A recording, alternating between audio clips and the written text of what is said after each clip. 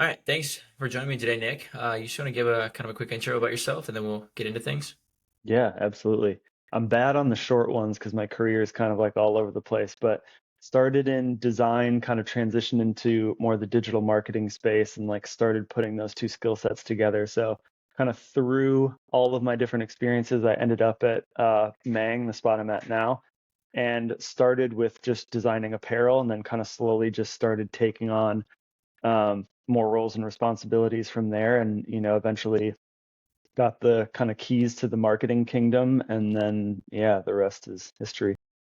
Cool, yeah. So we've obviously worked together probably over a year now in a few different capacities.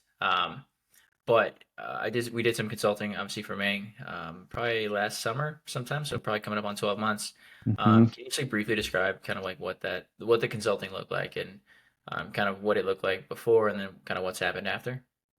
Yeah, so we're a small business. I am kind of one of I'm currently the only person outside of the family that works for the business.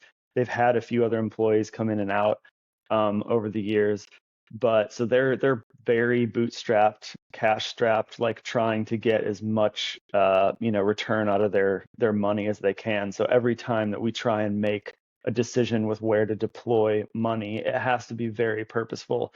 So I forget where I found you. I think it might have been on X or Twitter or something, but I was pretty quickly like, okay, this guy knows exactly what's going on. We couldn't afford the full agency rate at the time, so I think how we started was through more of a consultative like session Yeah. where you had provided an overview of kind of our weaknesses, where we needed to go, what we needed to do. So through that, I took all those things and action itemed as many of them as I could. And that was kind of the beginning of how our relationship started. Yeah, for sure. And then since then, yeah, like I said, it was like June or July of last year is what my memory serves. Can you briefly describe since implementing all that stuff, you kind of where things have gone on the SEO and organic revenue side from there? Yeah, it's been fantastic. And I think the hard part is that a lot of it, especially for like a brand like ours, where we don't have a diverse product portfolio. And so it's really hard for us to kind of like get ahead of different search terms because we're pretty narrow on the focus of the products we sell. Um, So yeah, it consisted mainly of kind of getting more focused on specific keywords that we couldn't just go after, but that we could actually win and start to take over on search results and kind of get some small wins to compound. So originally it started with just a lot of very pointed and targeted top of funnel blog posts.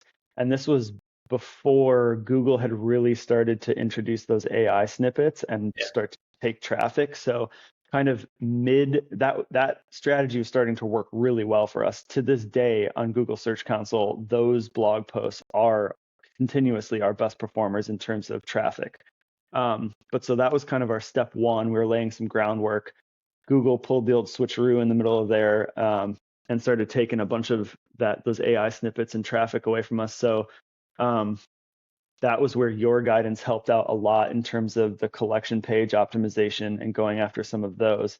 So it took us a while to start to introduce some more of those, but it took the better part of pretty much the last 6 months to a year to really like get all of those in place. We're just kind of in our like second to third round of a lot of those new collection pages being built out. But what happened in that time frame is we're in the middle of May of 2025 right now. We are currently doing about 30% more organic traffic in the middle of May than we were doing in the peak of July last year. So, for reference, our product typically sells the best in terms of organic traffic in the middle of summer. So, July was our peak last year. We're already beating that number daily by 30%. Hell yeah. And I think you said a couple weeks ago, maybe you told me organic was like one of your top two or three channels. Is that right? Yeah, so through Shopify, we started tracking a lot more of where all of our incoming marketing efforts were being put to best use. And yeah, before this, um, branded search was the top dog in there for pretty much the entirety of the company. And since we started implementing more of the collection page stuff, yeah, that's flopped. So it was literally like, forget what the exact numbers were, but the top two dogs were basically branded search and um, organic search. And organic was trailing the top, like let's say by a quarter. So now those are completely flip-flopped, where organic is the top dog and branded search is like a quarter underneath that. That's awesome. Yeah, I mean, the strategy we talked about at the time, and you guys had like a lot of conservation content kind of around the brand, which I recall. So I remember that being kind of like a nice, easy target early on. But obviously with the flip, I mean, like same with us. Like we pulled the switch on top funnel content like 6, 7, 8 months ago, and just like really constrained kind of all of our efforts to the bottom of the funnel and middle of the funnel as well. I think I think you've worked like with SEO teams or and done SEO kind of prior to our relationship starting. How, if at all, do you think kind of like the simple like I would say the strategy we put together was like fairly simple, just like it was just like more horizontal than it was vertical. How do you think it differs from kind of like maybe a traditional SEO view or like anything you'd kind of come across previously? Yeah, the traditional stuff from what I experienced before was so much more like sleight of hand and kind of like smoke and mirrors. There was really no there was no consistency in the approach from anybody, and even of the people that you would trust to kind of go in there and like actually do some work, it never went anywhere. It was like, here's the overall plan, and because there's that time lag of, like 3 to 6 months before you even start seeing some of those initial um, projects start to bear fruit, you're kind of just like on the hook for a while, trusting that like at some point this is going to pay off, and it straight up just never did. And so I think the difference is just like it's night and day. It's that these strategies that you implement are tested and work across the board, compared to before. It was just like it was people acting like it was more than it was, and they were just writing blog content willy-nilly, and it wasn't, serving any sort of greater purpose. Yeah, I mean, I would say like, and I've always kind of in a self-deprecating kind of way, I suppose. I've always said like I'm definitely like not the best or most talented or most knowledgeable SEO out there, but like I found things that worked, and like I want to share them with you guys. So do you think you said it took like I think you said like 6, 7, 8 months to kind of get those collection pages rolling. Once you got them like actually implemented, how fast was kind of the uptick? Like you guys probably started to notice things pretty quickly after, I assume, right? Yeah, it was pretty fast. I think what's hard is like with where we're at, there's so many different levers that we're trying to pull to kind of like keep things moving, that you really have to be purposeful about how you're parsing out like what information is coming at you. So we've had a difficult time breaking out of kind of a certain level of ad spend within Meta, which has been one difficulty. Um, and we also purposefully leaned more heavily into collaborations on the Shopify collective side of things. And so what was happening is we were seeing our marketing mix shift pretty drastically very quickly, compared to like, paid ads versus organic versus some of these other partnerships that we were doing that were bringing in significantly more money. So it was difficult over time to kind of pay attention to different timelines on like this week, this collective is doing really well for us. And so the other data points of organic and paid are kind of getting buried underneath there. And so it takes a while, like months to kind of be able to say, okay, here's what's happening, especially as it relates to our product being very relevant to time of year.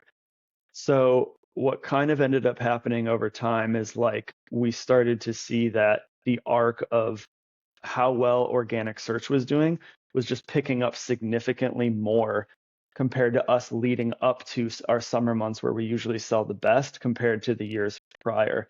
And so as we started seeing that and then started paying attention to more of the breakdown of where each bucket of traffic was coming from, that's where it was like pretty clear what was happening. And then we were also getting very granular on specific metrics like traffic coming to the site, added to cart, dropped checkouts, things like that.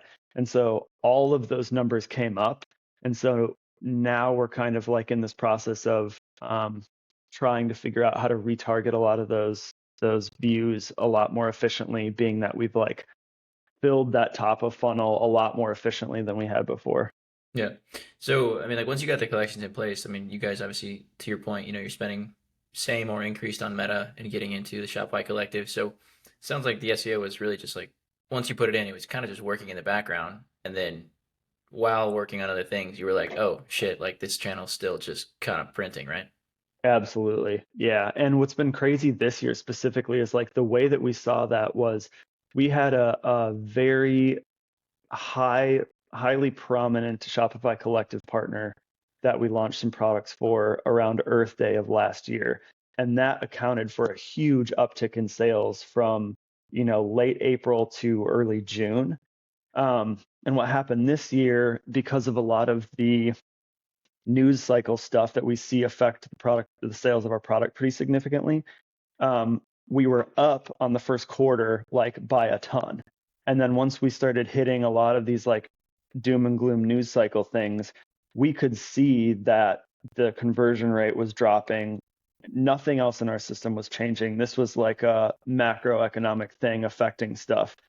But the organic traffic underneath it having come up as much as it did prevented a bunch of those sales from bottoming out. So I can pretty confidently say like if those organic sales weren't coming through and that traffic hadn't have started when it did, I do think we'd be significantly under this year compared to last year based on the kind of like economic headwinds that are affecting some of the sales online. Damn, that's good to hear. I mean, good and bad to hear, I suppose. Yeah, it's been a brutal year for e-commerce.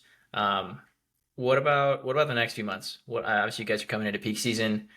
Organic's kind of humming along. It seems like. I have to assume there's probably new products on the frontier here. What do you think the next like 6 or so months look like, kind of with organic being such a predominant channel?